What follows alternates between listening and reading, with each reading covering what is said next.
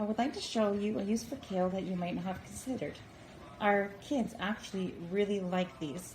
They're called kale chips. And all you need is kale, and to rip it up into bite-sized pieces.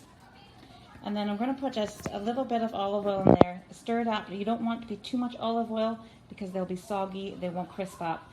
But you want enough that there's just a light coating on the outside of the kale.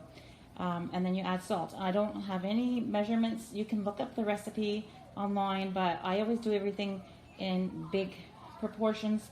So I just kind of go by how I feel is enough. So I just put a drizzle in there for now.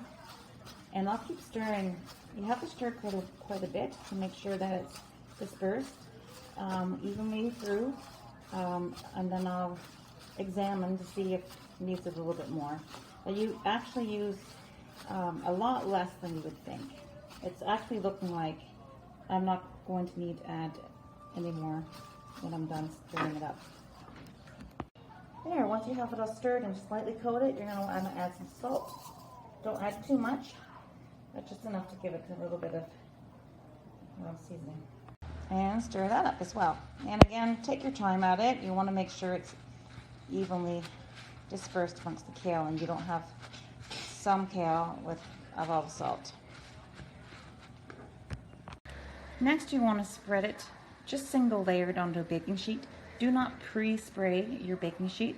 The oil on the kale is just enough. And then you put it into your oven at 350. It's going to be trial and error to find out kind of what the appropriate time is for your own oven. I'll start at 10 minutes. I'll check them, and if they're not quite crispy enough, then I'll put just only 1 minute at a time. I'll increase because it's a fine line between being ready and being burnt. So I checked on these after 8 minutes, and I found them they weren't quite crisp yet, so I put them in for another minute. I decided after 9 minutes they were the proper crispiness, and we're going to get our 2 taste testers to try them.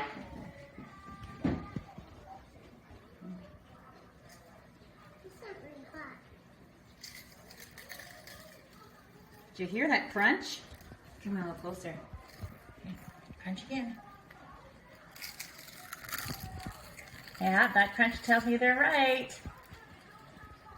Tastes That's how you make kale chips, and see that again, It tastes Adeline. really good. Good.